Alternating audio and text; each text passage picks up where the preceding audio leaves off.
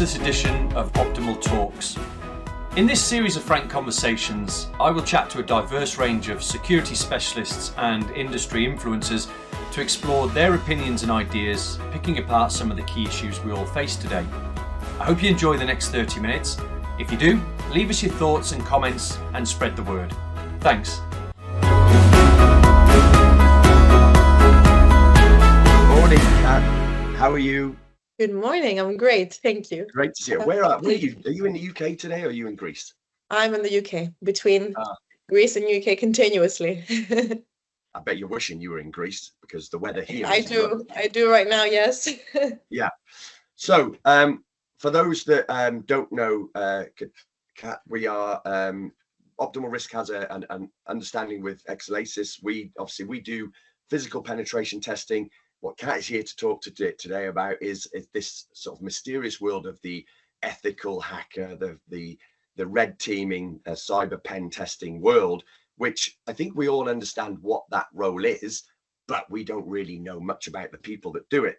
And here we have a bona fide expert in that area, and we're going to grill her about, the ins and outs of that world. But I think, Kat, what I would like to know first of all is the path to where you are now as a business owner was clearly something that has evolved over time. So where did it all start, your path into cyber from school? Let's start there. Okay, well, thanks for the introduction. I think for anyone listening in, the cybersecurity element and the physical security are very interlinked. So hopefully we'll prove that link today and discuss both elements, both sides of that coin. That's an interesting question. Back in school, especially as a woman many years ago, it was actually even more rare than it is today to follow a career in cyber. Okay. And that's because there are a lot more options now. So kids in school today, they have a plethora of choices in front of them that didn't exist 10, 15 years ago. I mean, I don't think it was even an option, for example, in the 80s to be a programmer or hack as a career. I don't think anyone would have thought that's an actual career path. Right. So things are changing and they're evolving, I guess, on an annual basis. So for myself personally, I had a very big interest in programming because it's very logical and very kind of mathematical. And to be honest with you, if anyone learns how to program in one language, they can program in any language. It's just a thought process, a more kind of mathematical sort of thought process. So I really had that interest and decided to go into cybersecurity in university, actually computer science in university. Mm-hmm. So it was more of a generic degree, which I generally do recommend. It's like when you want to go into medicine, you don't know what doctor you want to be straight away. I'm going to do many references. I'm going to make many references with the medical sector because they kind of align very well metaphorically. So in university is when you come across those crossroads. And to be honest, many people don't understand that in IT generally, there's many crossroads on different careers you can do. And in cyber, it's exactly the same thing. It's a niche within the niche. So I liked cybersecurity, kind of focused more on that. And for the masters, and then obviously my first role was in a grad scheme here in the UK, which is something I cannot recommend enough, especially for junior people or younger people wanting to enter such a difficult field. A grad scheme is a sort of first role. Like many companies, big companies provide this sort of opportunity where it's tailored to graduates. It's tailored to the experience a graduate has, which is not much. It's a nurturing environment where you can try out different roles, have consulting experience, customer experience, and kind of figure out where you want to go. So grad scheme was the first thing I did. And then this is a tip that I think I'm going to give to anyone listening. Yeah. The main thing I did was I planned my career. No one plans your career for you. So from moment one, I said, okay, I want to become a business owner. That was my drive. How do I get there? And how do I get there in the most efficient time possible? And that's what I did. From the grad scheme, the first award I ever won as a woman in cyber, that moment I remember I sat down on my table, having won the award, and I said, in 5 years, I'm going to have a company. That was it. That was the objective I set. So then along the way, it was planning those steps to get there. That's the background. So you were an IT specialist first. You qualified in that, so you understand the landscape of what you're now finding vulnerabilities in, and that always struck me, you know, people that go down the CISP route, and I looked at doing that, and then I realized that I have absolutely no skill and to understand what vulnerabilities am I looking at. I don't know, because I'm not from the other side. So is it kind of, so it is kind of essential that you understand code and then see where the vulnerabilities are. So what does that look like to you when you look at hacking something as an ethical hacker? What is it you're looking for? That's a very good question. First, I think we have to understand what ethical hacking is and why there's a challenge in that, because it's exactly what you're saying. Even customers don't really understand. Yeah. Even people that authorize these sort of tests, they don't really understand. And there's a couple topics here. Number one, the difference between the tests. I think when you mention ethical hacking, it's a very weird term, because what are we hacking? There's actually 3 different tests that happen that everyone, I think, listening in will be confused between the 3. The first one is something called vulnerability scanning, which is very common. It's kind of automated. And unfortunately, in our industry, people confuse pen testing to this. So scanning, in terms of physical security, it's like walking around the building just to have a look. That's all scanning is. Pen testing is trying to exploit the open windows and doors to see if they're really open and how we can get to. And red teaming is when we have a building, again, I'm linking the 2 terms, and we say, okay, there's a safe in the bedroom, get there. It's just one objective. And that's exactly the same in cyber. So scanning is just having a quick look at open ports, for example, kind of with automated tools.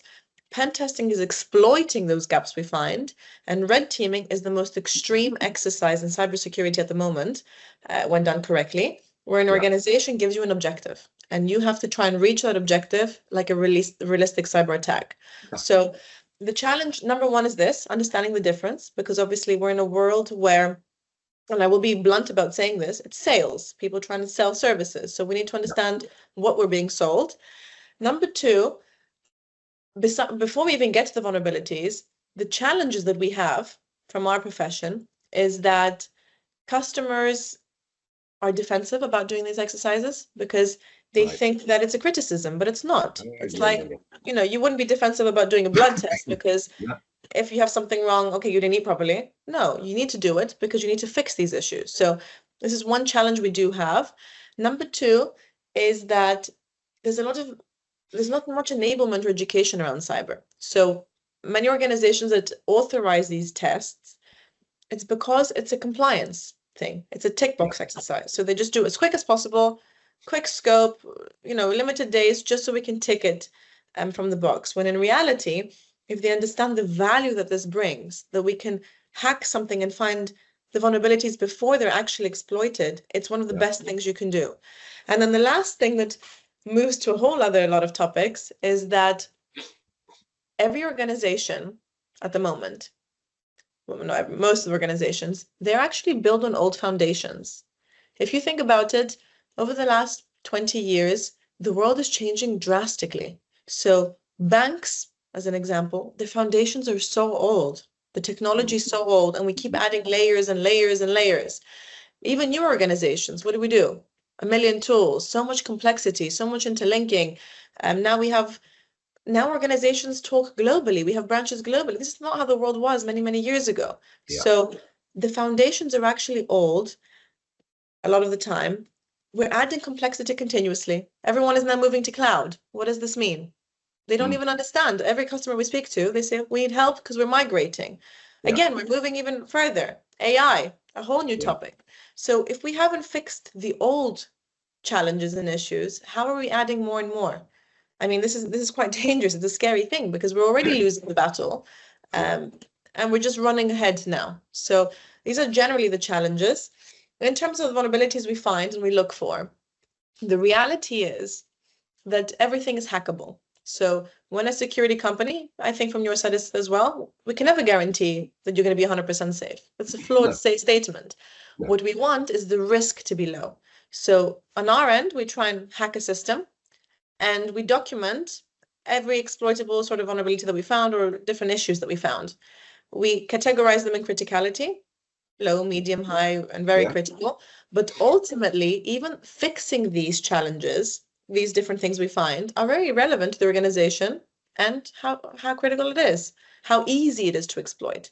Because I can exploit something that's taken me 6 months, very difficult to do, and the cost is too high to fix it. So it's all genuinely giving advice to people. That's what it is. So there are so many crossovers there that I think course. people listening to this will be going, well, that's no different to what I do. You know, first of all, we're looking at risk management. Risk is always present. We can't eradicate risk unless we just stop doing the thing that's making us money. So we have to manage our risk, and it's the same for you. What really has struck me there, which I do see, the best clients I have are the clients that they genuinely want to know where their vulnerabilities are in physical. So they might, maybe it's a threat and vulnerability risk assessment. They've asked for a security survey, or if they really want to know the ground truth, they will task us to go and try and break into their building. And the way we do that, and maybe, you know, this ties into something else, but the way we do that is through social engineering. So I heard a term once that the best hackers don't hack systems, they hack people.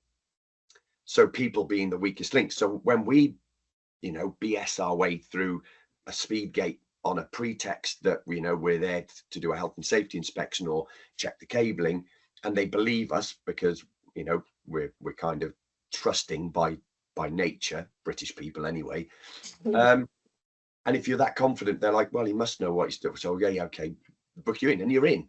Now, do you find that, you know, people are a vulnerability in, sorry, that the people are at the biggest vulnerability, or is the biggest vulnerability on your side of the fence within the coding and the 0-day vulnerabilities that you can exploit?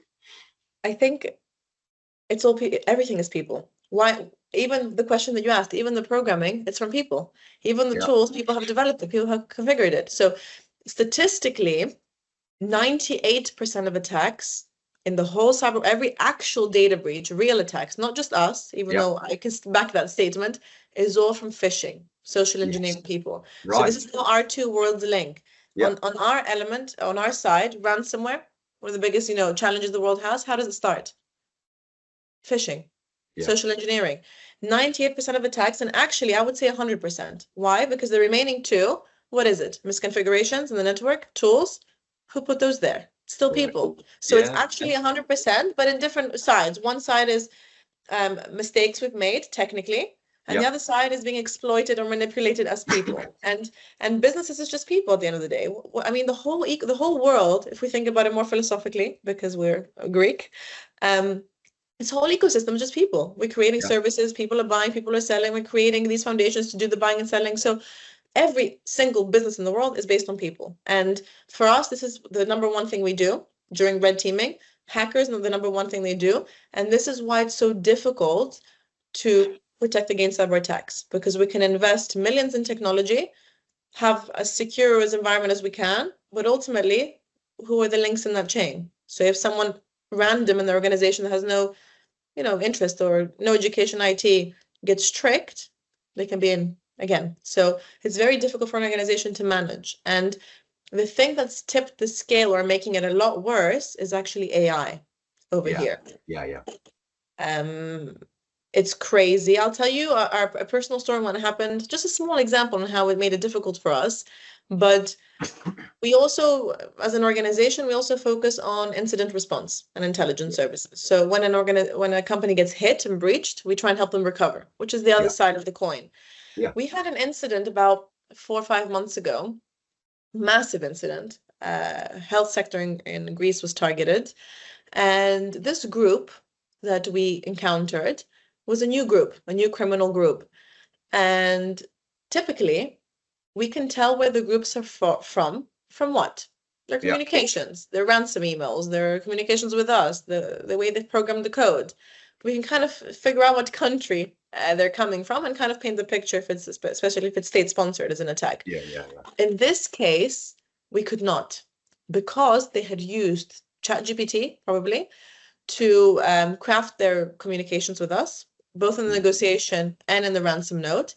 And we genuinely have no inclination where they came from, because AI at a basic level lets you construct emails. So for those people that don't have much experience in English or with writing specifically for that use case, you could do it now. And that's the easiest. Yeah. More serious is what if you start using deepfakes, cloning voices? Then Yeah. what do you do? And images. And images. But I mean, if at the moment every attack already with the technology we have now, no AI, is from phishing, what happens now that an AI is introduced? We haven't even fixed, this is what the challenge, we haven't even enabled ourselves through education to stop it easy, just with emails. Yeah. How are you moving to the world of deepfakes? And I think, Rick, have you heard that story about the Hong Kong, with using deepfake, the money that was stolen? On a call, on a video call. Yes, so there was that video call, I think, Yeah. where the CFO instructed a bank transfer of 200 million. Yeah. And it was him. I mean, it was him on video. So Yeah. obviously, people made that transfer. Very weird world. And I think, the guidance that officially was released, it's going to be a crazy thing that we're going to hear now, is that we were recommended from now on to have a safe word with who we speak to. So now that I joined the podcast with you, I would say, okay, Rick, our safe word is bananas. If I say it and you say it, it's me.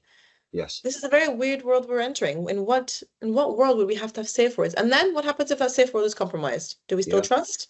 So it's tipped to the world on scale for us. It's easy to manipulate people. The NCSC in the UK, it's not just about what the field experts say. What does the government say? Yeah. They are so worried.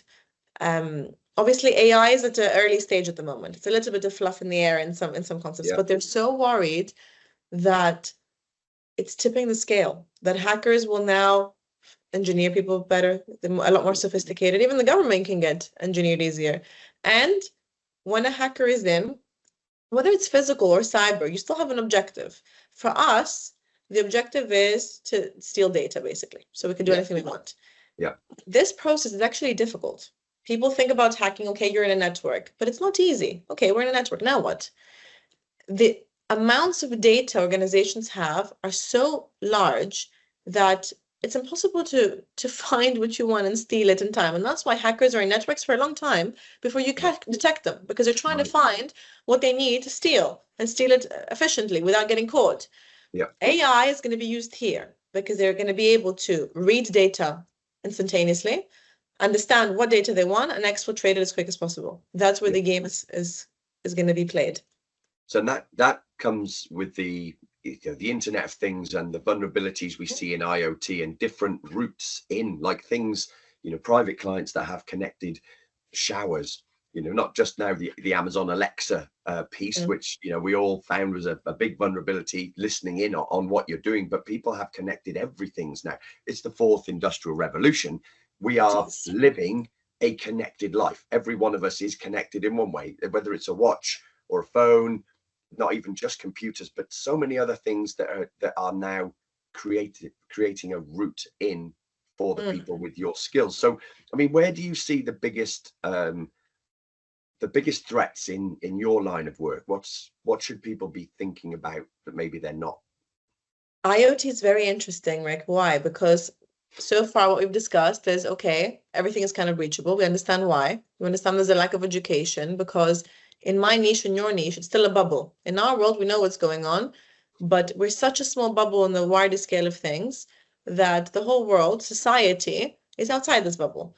And everything's becoming more complicated, but security is not a thought, which is actually disastrous because everything runs on security. Even the critical infrastructure of the whole world, if you hack it, it's done. So that's how important we actually are, but people don't think about it.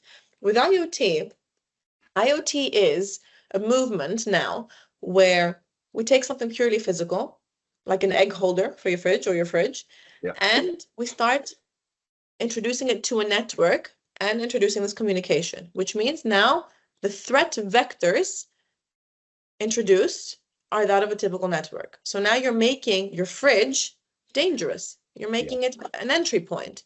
Do we need to make it an entry point? That's another question, because an egg holder I saw online a couple of days ago, you can download an app and see how many eggs you have in your fridge from home. Is that really necessary? And then it automatically orders. Yeah, and it automatically orders. But I mean, that's another concept of, okay, people are becoming a little bit lazy. We don't need to outsource everything to IoT. But if we do, it needs to be done carefully. And why there's a problem here, especially for us. Number one, it's a thought that I don't think people have thought about. Your fridge might have a microphone. Some fridges have a microphone. Mhm. Have you ever even thought of checking if anyone can listen in? We don't Yeah. even check. What if an update is pushed that allows people to listen in? Yeah. We don't even care. I don't, even personally, I'm in the world of cyber. We get so comfortable in the daily life. I have a smart device in my home. I don't even think with my mentality as a hacker, oh my God, I have a microphone there that could be somehow opened. Even me, because that's how we've been conditioned a little bit. TVs, a lot of TVs have cameras on them. Do we even know if someone is looking at us in our living room? These things are actually very, very intrusive. Alexa that you mentioned, obviously, Alexa's listening continuously to pick up on her name. So, and that's the simple things, let alone more advanced. The problem we have is that following COVID, where work from home has become a big thing, and a big shift generally. I mean, people are still working from home because I don't think we'll ever go back to full on-site. Now the world is hybrid.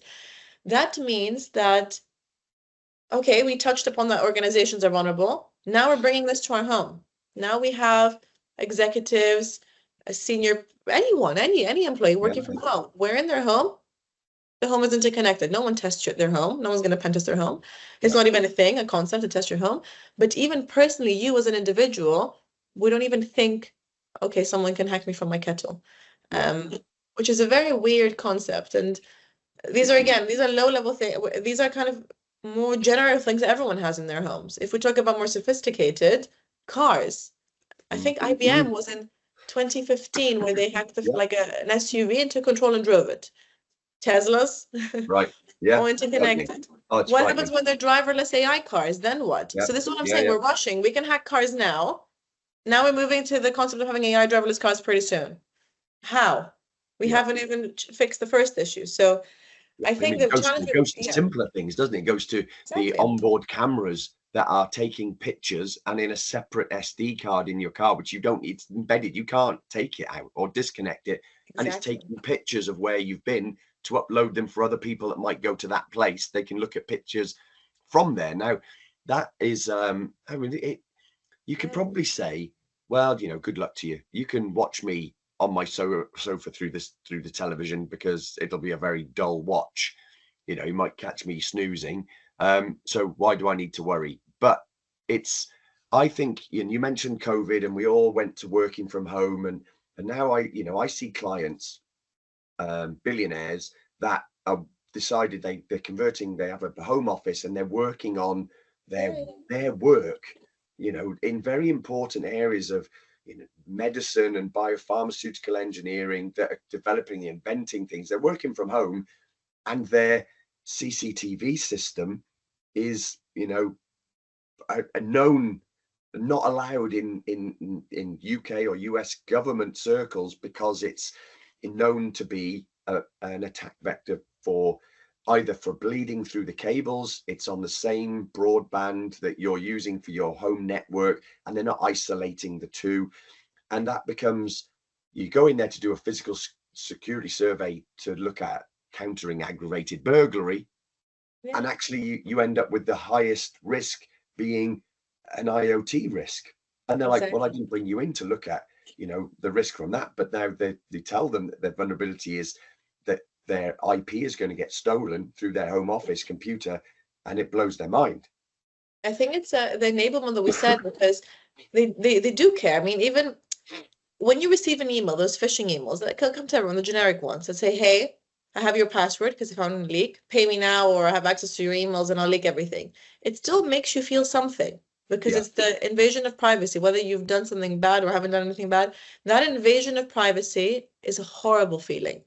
And those billionaires or anyone that cares about the security of their homes, they do care. They still care there. That's why they invest in physical measures. They just haven't mentally made the link between the cyber and the physical, where I can hack your network and then disable your CCTV. So any investment you've done physically is also reliant on the network nowadays, because the cameras are linked.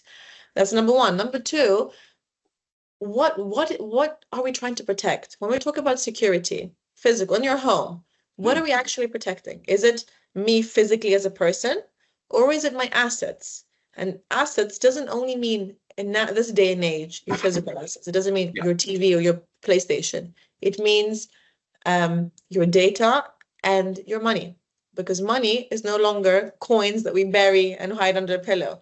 Right. So money is digital now. So if I can, I mean, that's the concept. What are we protecting? If I can breach someone through their home and somehow steal credit card data, information, then go blackmail that person or use that data, I've already broken that barrier that they're trying to protect. So it's just going back to what are the objectives that people don't think of. They don't make that link.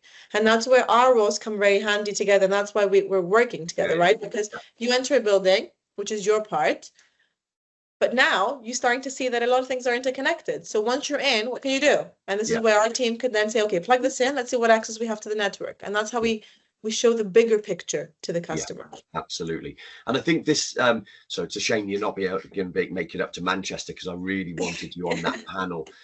But that in discussion for the Security Leaders Conference up in Manchester on the 16th of July, Katerina was going to be on the panel to talk about this sort of side of the attack perspective, because the other side of that panel is about cyber assurance for physical security systems, which is a scheme that was launched by the National Protective Security Authority, NPSA, to try and shore up the vulnerabilities in the back end of access control systems, video surveillance systems, PIDs, anything that's security that is connected is also vulnerable. So how have you seen, have you come across in your pen testing where the camera system, the access control system is cyber assured in the back end, and does it, how more difficult does it make your life in your pen test? It's the opposite. I think so far, the link between physical and cyber is one of the easiest things we exploit. Yeah. At the moment, and not only in our tests, but in real incidents. So that criminal group that I mentioned to you earlier, how did they identify targets? They actually breached organizations that sold physical CCTV cameras. So I'm a company that sells these cameras, and these cameras have some hard-coded passwords when you buy them. And what happened was that this company, because they were showing their products online, you could buy this camera, it cost this much. They had pictures of this camera all the way around. And if you zoomed in the tag, you could see the hard-coded password. And what they did is they breached the cameras, the devices, not the organization that sells them. So now they could physically see, they were watching the cameras. So a couple, let's say 10 companies bought these cameras. They were actually looking into the company. That's how they identified their targets. And they could see people there, they could see them walking in, they could see the access controls, they could see people putting their passwords. And that's how this massive attack happened, because it actually started from physical. Well, potentially it started from physical, but it was one way that they were looking in. That's a very clear example, a very simple example, how the domino effect happened, that this thing is used by many people, and how hacking these people then hacked other people. And that's how easy it is to create sort of like a mass weapon of infrastructure that you've compromised. In terms of physical, though, I mean, part of our job is a little bit on the physical. We're not experts, so we need you guys to do that entry. But it's so easy now to exploit the IoT devices because no one even thinks of securing them. So it makes it easier for us. So you're saying it starts with the open source intelligence gathering, which in physical penetration testing is the first thing we do. You know, we look online for all of the vulnerabilities we can find, like passwords or badges on social media posts. Oh, I've got a lovely cup of coffee waiting for me when I got to work, with a picture of a steaming cup of coffee next to a computer and the access control badge. Exactly. With the QR code or barcode or, you know, photographs on it. So we can now take that and make a replica. It won't be an active badge, but it'll look like it. So if we get in now, it looks like we've got a pass. That open source intelligence. So that's really fascinating, that it all starts with what we give away for free online. So yeah, it just adds the other layer that, again, we keep adding to this topic, that the bigger picture is, society is rushing, you know, we're moving on to this, but now we also have social media. Yeah. And on top of that, we're just really not helping ourselves, are we? Now we're adding this element that OSINT, we all do, okay? It doesn't have to be because of our careers that we want to break a building or hack a building. We do OSINT. I do OSINT. You know, when I'm going to go speak to a person, I go look at them online to see things I can find. Hopefully, I'm not weird for doing that, but I do because I need to know the person. And I'm sure all of us personally, we stalk, you know, ex-friends. It's just something we all do. And unfortunately, because of that lack of education around social media and the use of social media, it's how hackers as well get that information. And they can replay it back. And of course, this is for the more targeted attacks. The automated attacks are the ones that are generic and they don't even work most of the time, to be honest. This is why we get the spam emails that we don't even open. But why the scale is tipping yet again is because at the moment, there's limited time for people to target you. And that's why not every organization is being breached every single day. Not because they cannot be breached, but because hackers are a few, the bad ones, and there's not that much time in their hands to target everyone. But with AI, this problem will be solved for them because now they can start using technology to gather that intelligence quicker, craft tailored mechanisms and malware and communications, and now time will be solved. So, and this whole debate, both physically and cyber, between how the world's going to be in the next few years and now, the balance is always off. I mention this in every AI talk I do, because on our end, people that want to invest in security, both physically and cyber, they have to invest. It's a budget thing. They have to come sign you on, say, okay, this is my budget, this is what I want to do, whether I understand it or not. And then it's up to them what they do with the results. On the hacking, on the offensive side, there's no budget. Deepfake is kind of online free. They can do whatever they want, the hackers, and they're a community between them. They're a community between them. So now when AI comes in, what are we going to say? We're going to say, okay, there's a new tool, AI CCTV cameras, but they will cost you a lot more because it's a business-driven thing. So a customer will be like, I don't have a budget. But what will the hackers do? There's no budget there. So this is why we're losing, because for us, it's just a business. It's some people, if they understand and if they want to invest, but for the negative side, it's not a business, it's reality. So we need to click out that bubble and understand that our assets physically and digitally is what runs the world, and we need to protect them. And one exercise with you and us once a year will help protect during the next few years. So it's the mentality thing, I think, and education. Well, this comes back to what we talked about right at the beginning, which is, are you as the CSO, CISO probably, willing to stick your neck out to find out what's wrong with the way you're protecting the business? Do you really want to know, or do you feel protectionist that I'm not doing that because they're going to expose, you know, that I'm not doing a good job and I'll probably lose my job? That you have to, the confident heads of security I come across that want to know, they will go down that route and they will get that budget. I'm kind of curious now, within your experience, do you ever see the insider threat is, you know, that's the one of the threats which affects on the cyber side and the physical side, somebody that's either a malicious insider, they've been coerced or bribed.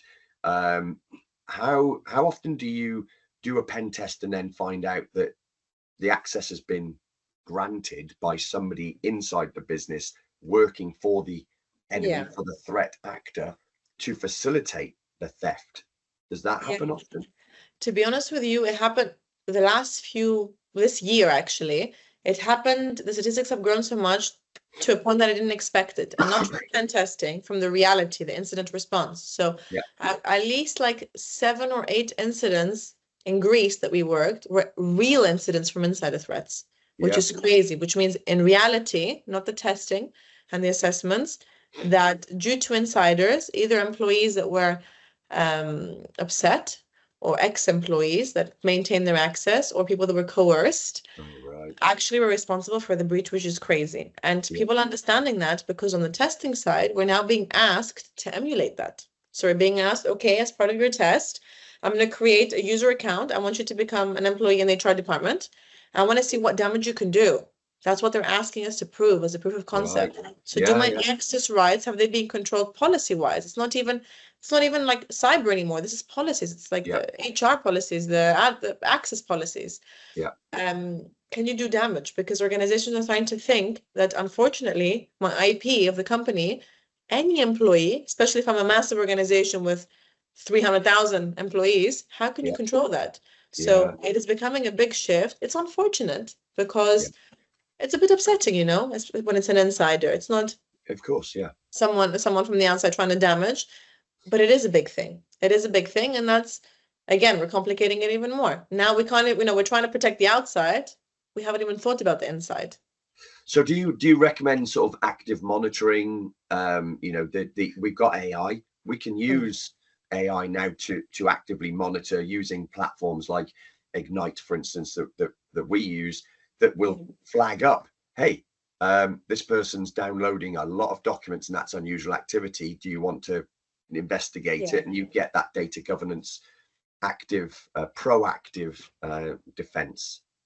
I think it's a sensitive topic, AI, because I'm one of those people that are more realistic with it. And it's a term that's been thrown around a lot when there's no real AI out there. It's more, you know, machine learning, and it's something that's to sell. So when we're talking about real AI, again, people, it's exactly what you said. We need to find the real use cases to put it in. We don't want AI everywhere, all over the place, so we're more marketing trendy. That's a very good use case. So if we can use it the way hackers are using it to analyze data faster, that's what AI is best at. So for monitoring, we can make monitoring more efficient. The other side of that coin, though, again, it's something that I quite speak heavily about, is that AI is this thing we're creating that we don't really know what it is. If we listen to Elon Musk and the actual creators of OpenAI, we're feeding data to this machine, let's call it, that constantly learns and becomes better continuously. And at some point, the fear, which is very, you know, it's a bit futuristic, is what if it becomes better than us? But ultimately, before we even get there, we're actually feeding so much data to this thing. Have we ever thought about the security of this thing? So we talk about AI in security, but we don't talk about security in AI. That's the question here. So we can start feeding, monitoring the whole internet, monitoring the whole organization, putting into this thing that we created, this AI machine or software.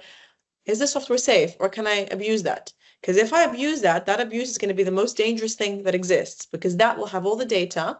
And if I can probe that data and ask specific questions, I can get so much more intelligence out than I would have normally, because we're centralizing it, and we're centralizing it intelligently. So, and what I'm trying to say is that, for example, those like EDR solutions that you put in an organization, and it monitors all your traffic and it detects things that happen in your network, that's all fed somewhere. What if I can go to that somewhere and say, okay, create me something that cannot be detected? Because this has learned to one infrastructure. It will create something that will never be detected. And on a global scale, what if every organization is feeding to that same technology? So there's more to it on the ethical use of AI. And the correct use of AI. And what we do today may impact the future a lot tomorrow. And again, I think people are rushing to monetize, and there's no rules. So as a society, we need to kind of come up with those rules and understand that the power is in our hands now and how we use it correctly. So it's a difficult topic. Wow, well, now we could go on into quantum technology and blockchain. It's everything. You know, it is evolving, and it does make me wonder, you know, where we'll be in 10 years' time, that because we're accelerating. I mean, they say that technology is doubling in sophistication every 2 years. That is quite scary. You know, and now with machine learning, it is accelerating the threats, and we are always on the back foot. You know, as security professionals, we're always on a back foot trying to address the new threats that have emerged, and this is just taking it to another level. So for people that want to get into the sort of line of work you're in, I can't imagine that's an easy pathway. What advice would you give to somebody who's like, right, you know, I'm pretty tech savvy, and say I'm an IT engineer and I think I could make a difference. I understand the you know, the IT systems. How would they go about? Where would you say go and find information? That's a good question. I think one step before is that generally the world of cyber, people have to understand, because they're put off sometimes, that it's not just the hacking super technical behind the screen, behind code. The field in itself has many roles, and consulting might be one of them. So if you're generally interested in the topic of cyber, you don't have to be scared that, okay, I don't know how to program, so I can't do this. It's a whole plethora of jobs in there, even sales, cyber sales. There's a lot that you can do in cyber. So that's one misconception that people have. Yeah. If you are tech savvy and you want to get into the deep things, programming I always recommend, because it's the thought process it teaches you. It's not always necessary, but knowing how to script is very, very important, no matter if you're very technical. The main thing, though, that I don't think I've ever mentioned before, I was discussing it with our CTO today, because we're doing some hiring rounds, is actually the intuition. So I can take someone now, we can teach them how to program, how to hack. It doesn't mean much, because you have to think outside the box. It's the same with you. You can teach someone how to pick a lock. It doesn't matter, because ultimately, it's when you have an exercise, you have to think, how can I get there more efficiently? Oh, I spotted something else that wasn't in scope. How can I exploit this, manipulate this? So it's an intuition that I think you need to develop. That's something I don't think anyone has really mentioned. Certificates you can get, and they're important. You can go study, read 10 books, pass a certificate. Practical experience, again, you can get. Because you can start doing labs online, start working on projects, shadowing people, typical things to learn how to hack. But the intuition is something you have to build on yourself. And I think kids in younger ages now have it easier because they grow up with tech from 2-3 years old. They're using, they're using things. But it's a thought process you need to be creative, to think outside the box. And then no matter what skill you have, that you keep improving, because you can improve your skills. You'll become better at it. So what you just explained right there is a big conversation we have around what is a competent person, right? The engineering phrase of suitably qualified and experienced person. There's two sides. Is suitably qualified, so have your degree, but then also applying that in a practical way so you become experienced, and then also continuously learning, because you've said through this whole conversation, the threats are evolving, and if you just sit back and go, well, I know what I do and I do it this way, you won't be addressing an increasing number of threats. So there's another good crossover, that the SQEP idea of a competent person is exactly the same in the cybersecurity world as well. So you obviously qualified, then you go and get the experience. So how does the industry look as on your side? Are you a unicorn as a woman in cybersecurity, right? Or is cybersecurity more diverse than my sector, which is typically middle-aged white men with an ex-military or policing background? I can't imagine that's the same problem in cyber. It's exactly the same problem, unfortunately. Women are massively underrepresented in all levels. So we're at junior, mid, executive levels. In general IT, they're still underrepresented, but in general IT, there's a big drive where we've included a lot more, because there's a lot of women in tech, awards, a lot of STEM. People are pushing that. But in the field of cyber, there's no one. And the women that are in the field of cyber, they're all in general consulting too. There's not that many in the technical. So they're more in the auditing and the consulting. And I don't know if that stems from like a fear. Again, not understanding that it's not that difficult to do, or because there's a lack of role models. That's another topic, that when you're young, when you're a boy in school and you want to do sports, you have all these football players, all these role models, drivers, you have people you look up to and you say, I want to become like this.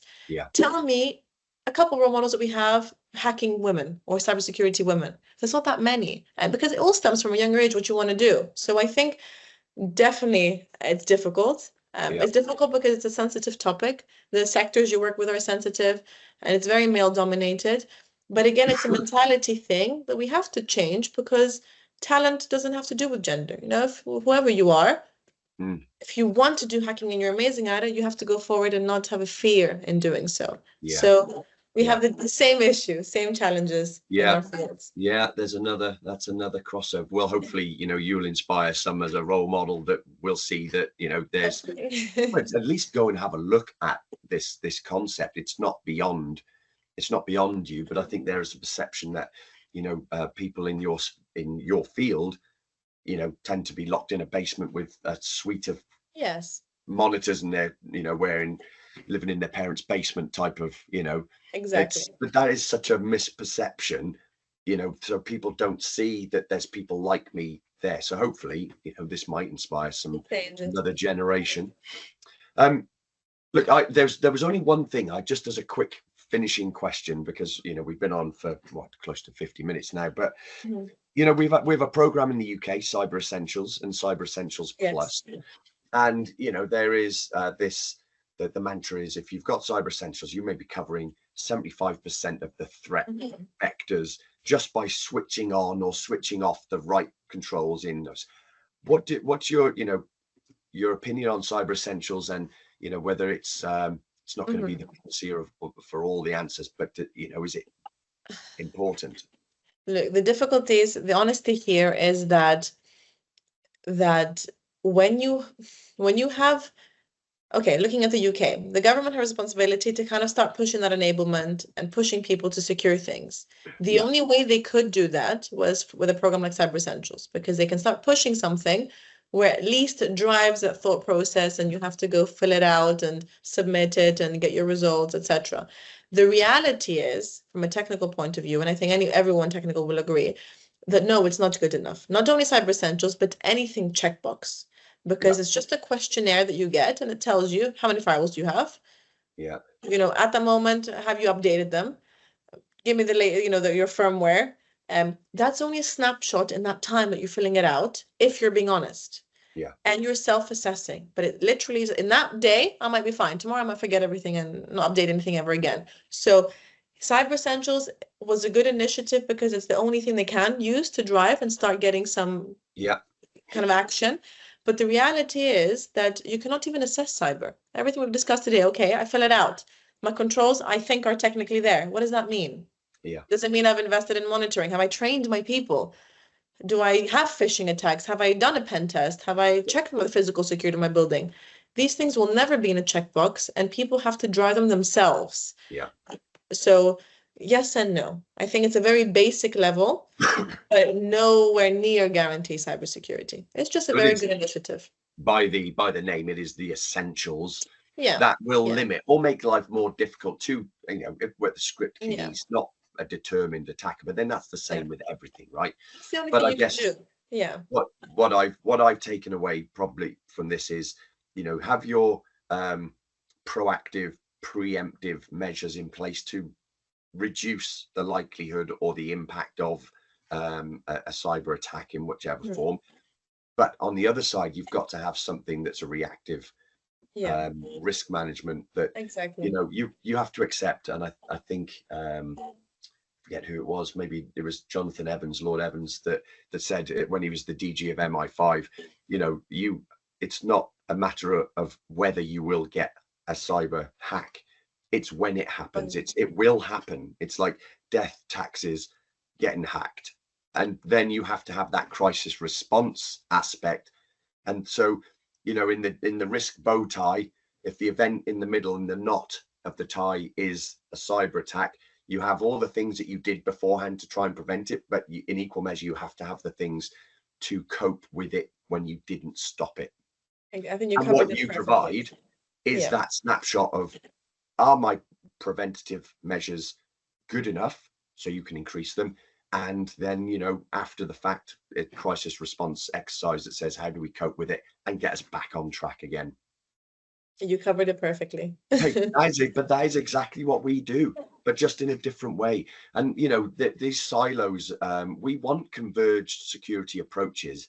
But what I think we've evidenced in this talk is that we are more similar in our risk management, you know, the way we do risk management, than maybe people realize. We're not silos. We don't need to be in two different silos, because actually we can understand risk and incident management, because it's the same thing, really. Exactly. They're interlinked. One will affect the other nowadays. And I think the last message we can say to people is that it should become a lifestyle, in a way that when you cross the street, you do look left and right. It's already a lifestyle to look at the security of different things in life. We should do the same in the wider scale of things. So we should always think the physical security, the network security, the cybersecurity in our families, in our homes, our kids using iPads. Okay, what if someone breaches the kid and then comes to the house and then goes to the company?